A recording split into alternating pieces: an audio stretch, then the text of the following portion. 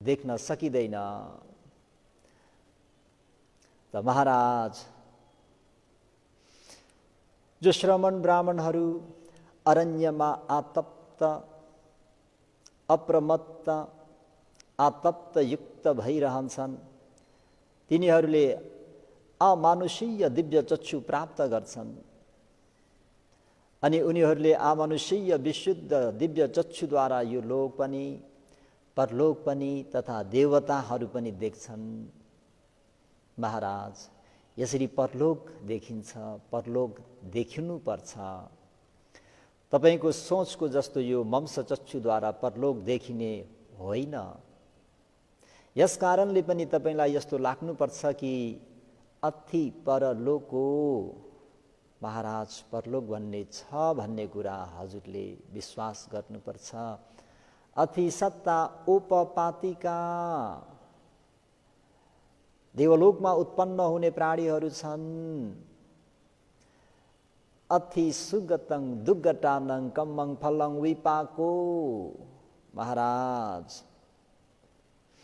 राम्रो नराम्रो कर्मको फल पनि छ भनेर भन्तेजीले यसरी बुझाउँदा सम्झाउँदा उपमा उपमेयहरू दिँदा पनि महाराजले भो भन्तेजु यद्यपि तपाईँ यस्तो भनी बक्सिन्छ तै पनि मलाई परलोक छैन भन्ने लाग्छ, देवलोकमा उत्पन्न हुने प्राणी छैनन् भन्ने लाग्छ, राम्रो र नराम्रो कर्मको फल छैन भन्ने लाग्छ। त्यसको कुनै कारण छ कि महाराज? छ नि भन्तेजु। कारण के हो भन्दाखेरि भन्तेज्यूहरूप्रति नै फर्किनुहुन्छ। शीलवान व्यक्ति कल्याण धर्मीहरूतिर आउनुहुन्छ। हो भन्तेज्यू रे, यहाँ म देख्छु कि शीलवान ब्रह्मचारीहरू कल्याण धर्ममा जीवित रहन चाहन्छन्, उनीहरू मर्न चाहँदैनन् रे।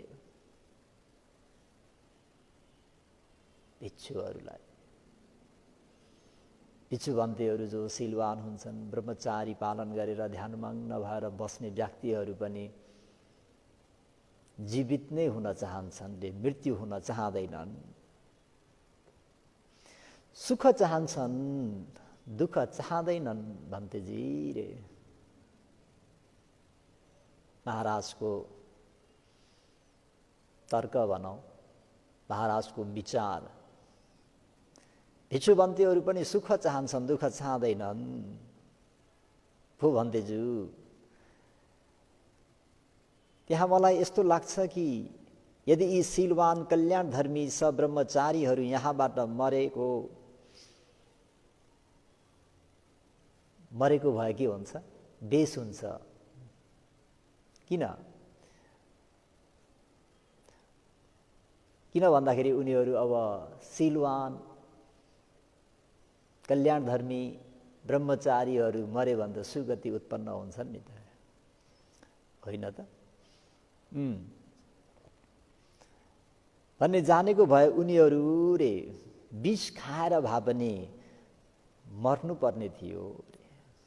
यो शील पालन गर्ने व्यक्तिहरू शील पालन गर्ने अनि विष खाएर मरेपछि कहाँ जाने रे? सुगति जाने रे। पायासी महाराजको तर्क धेरै नै डर लाग्दछ। विष खाएर भए पनि मर्ने थिए होलान् रे, शस्त्रद्वारा आफूलाई मार्ने थिए होलान् रे। किन यो मनुष्य लोकमा दुःख छ नि त। अब अतिशता उपपातिका देवलोकमा उत्पन्न हुने हो भने किन चाहिँ यहाँ चाहिँ दुःख पाएर कुन दाताले दान गर्नुहुन्छ र खाउँला भनेर किन चाहिँ पर्खिराख्ने? महाराजको सोच विचार। शस्त्रद्वारा आफूलाई मार्ने थिए होलान् अथवा झुन्डिएर भए पनि ह्याङ गरेर भए पनि मर्ने थिए होलान् अथवा पर्वतबाट खसेर भए पनि आफूलाई मार्ने थिए होलान्। कसरी हुन्छ? सुसाइड गर्ने थिए होलान्। उनीहरूलाई यहाँबाट मरेमा बेसै हुनेछ भन्ने कुरा थाहा छैन रे। त्यसैले ती शीलवान कल्याण धर्मी ब्रह्मचारीहरू बाँचिरहन चाहन्छन्, मर्न चाहन्नन्। आफूलाई मार्दैनन्। हो भन्तेजु रे, यो पनि कारण हो जसले गर्दाखेरि म परलोकमा उत्पन्न हुने प्राणी छन् र राम्रो र नराम्रो कर्मको फल छ भन्ने विश्वास गर्दिन। महाराजको तर्क सद्धर्म प्रेमी उपासक उपासिकाहरू, तपाईँ हामीहरूलाई त्यहाँ सोधेको भए त पछि नै आउँथ्यो होला, कसरी जवाब दिने है, गाह्रै पर्थ्यो। यहाँ त अब चित्रकथित भई बक्सेको हुँदा विभिन्न उपमा उपमेयहरू दिएर बुझाउनमा पदवी प्राप्त गर्नुभएको तीक्ष्ण बुद्धि भएको भन्तेजी हुँदाखेरि महाराजलाई चित्त बुझ्ने गरी सन्तुष्ट हुने गरी जवाब दिइबक्सिन्छ। त भन्तेजीले, महाराज त्यसो भए तपाईँलाई म उपमा देखाउने छु। उपमाद्वारा पनि यहाँ केही विज्ञ पुरुषहरूले भनेको कुराको अर्थ राम्ररी बुझ्न सक्छन्। अघि एक ब्राह्मणका दुईवटी भार्याहरू श्रीमतीहरू थिए। एउटाको 10-12 वर्षीय एक छोरा थियो भने कान्छिनी गर्भिणी थिइन्, दुई जुकी थिइन्, सुत्केरी हुने बेलाको थिइन्। अनि सो ब्राह्मण के हुन्छन् त भन्दा परलोक भइबक्सिन्छन्। अनि सो ब्राह्मणको छोराले सौतेनी आमा कान्छी आमालाई यस्तो भन्छन्, हे आमा, जे जति धन धान्य वा सुन चाँदीहरू ती प्रपर्टीहरू छन् ती सबै मलाई मेरा बाले दिनुभएको छ, तपाईलाई केही पनि छैन। बाले मलाई जम्मै सम्पत्ति दिइसक्नु भएको छ। यसो भन्दा सो कान्छी आमाले ती ब्राह्मणीले सो मानवलाई यस्तो भन्न थालिन्, म पनि दुई जुकी छु, मैले सन्तान नजन्माउन्जेलसम्म पर्खन, यदि मैले छोरा पाए भने उसले पनि एक भाग पाउनेछ, यदि छोरी पाएमा ठिकै छ नि त तिम्रै हुनेछ भनेर यसरी भन्दाखेरि त्यो बालकले दोस्रो पटक पनि त्यसरी नै भन्छन् र दोस्रो पटक पनि कान्छी आमाले पनि त्यसरी नै जवाब दिन्छन्। तेस्रो पटक पनि त्यो मानवले फेरि कान्छी आमालाई त्यसरी नै भन्दाखेरि त्यो दुई जुकी भएकी कान्छी आमाले भनौँ ती ब्राह्मणीले एउटा चुप्पी लिएर कोठाभित्र गई छोरा हुन्छ वा छोरी हुन्छ निकाल्नु पर्यो, हेर्नु पर्यो भनेर पेट चिर्छिन् रे। दिदीको छोराले यो सम्पत्ति सबै मेरो हो, बुबाले मृत्यु हुनुभन्दा पहिला सबै मलाई दिनुभएको थियो, त्यसर्थ यो सम्पत्ति सबै मेरो हो भन्दा कान्छी आमाले भनौँ, सानी आमाले भनौँ, त्यो अब पेटमा भएको बच्चा के हो, छोरा हो कि छोरी हो? छोरा हो भने उसलाई पनि एक भाग मिल्नुपर्छ। त्यो छोरा हो कि छोरी हो भनेर हेर्नको निम्ति रे चुप्पी लिएर चाकु लिएर चाहिँ आफ्नो पेट चिर्छिन्। फलस्वरूप के हुन्छ त भन्नुहुन्छ भने उसले आफूलाई पनि मार्छिन् र गर्व पनि नाश गर्छिन् अनि सम्पत्ति पनि विनाश गरिन्। जस्तै यो अव्यक्त मूर्खले अज्ञानतापूर्वक सम्पत्ति खोजी, त्यस्तै गरी हे राजन, मूर्ख अव्यक्त भई अज्ञानतापूर्वक परलोक खोज गर्दा तपाईले पनि दुःख पाउनुहुनेछ, तपाईँ पनि चार अपाय दुर्गतिमा पतन हुनुहुनेछ। महाराज, सिलवान कल्याणधर्मी श्रमण ब्राह्मणहरू भनेको नपाकेकोलाई पाक्न र साथै नपाकुन्जेलसम्म पर्खिरहन्छन्। महाराज, सिलवान कल्याणधर्मी श्रमण ब्राह्मणहरूको जीवन भनेको पण्डितहरूको लागि हितकर हुन्छ, सुखकर हुन्छ, इहलोक परलोक अति नै कल्याणकर हुन्छ। महाराज, जति जति कल्याणधर्मी शीलवान श्रमण ब्राह्मणहरू चिरकालसम्म जीवित रहन्छन् त्यति त्यति नै धेरै पुण्य लाभ हुन्छ।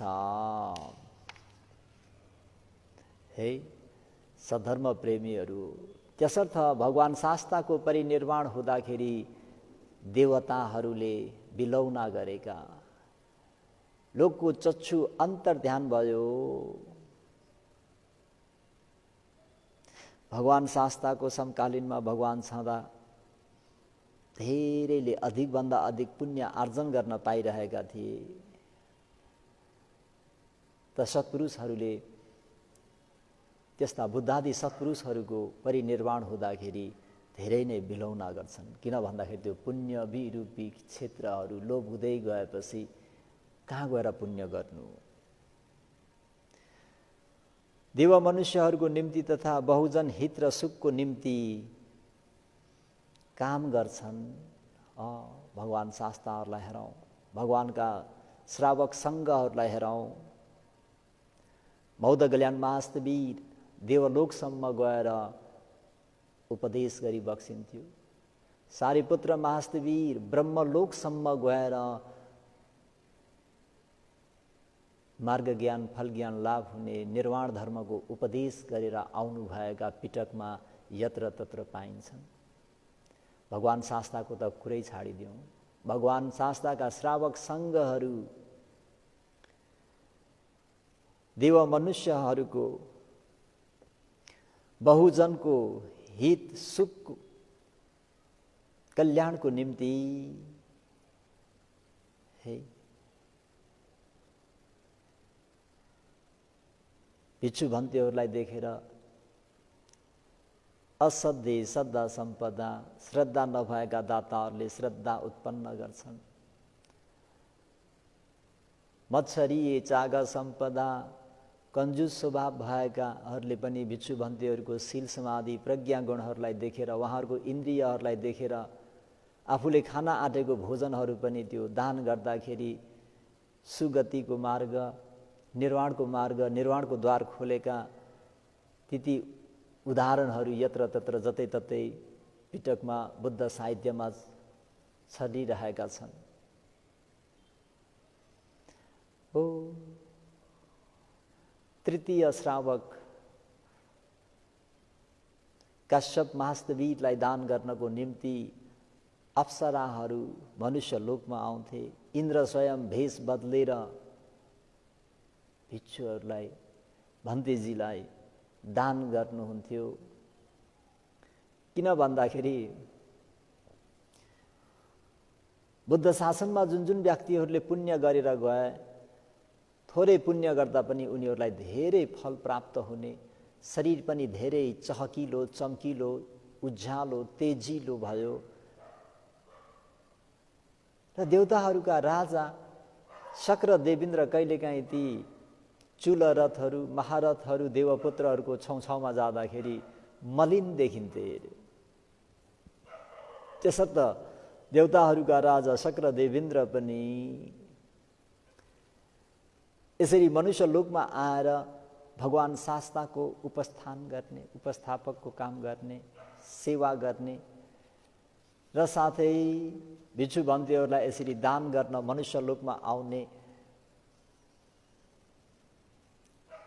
ती कुराहरू हामी गुरु भन्तेजीहरूबाट सुन्न पाउँछौँ।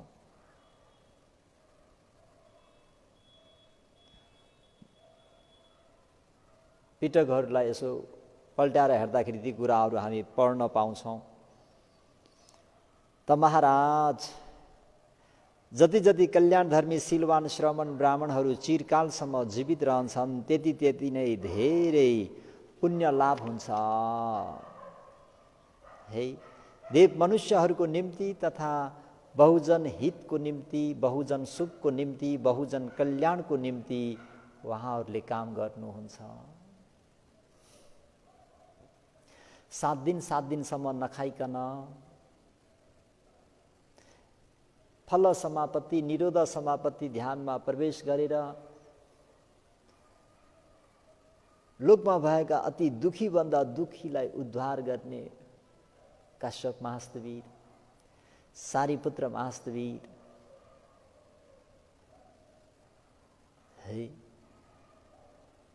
भिक्षा यसरी गइदिनु र त्यसरी चाहिँ भिक्षामा आउँदाखेरि त्यो पहिलो भिक्षा दान गर्न पाउने व्यक्तिलाई चिट्टा पर्यो सद्धर्म प्रेमी उपासक उपासिकाहरू। त यसरी शीलवान कल्याणधर्मीहरू सब्रह्मचारीहरूको यसरी लामो कालसम्म बाँच्नु भनेको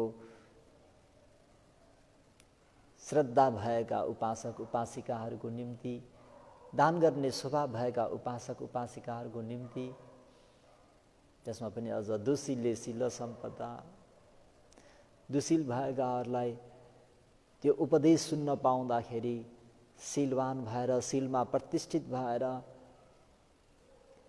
पञ्चशील धर्मलाई राम्ररी पालन गर्दाखेरि हाम्रो अड्ड मासक जातक हो कि केमा आधा दिन मात्र उपोषद व्रत पालन गर्दा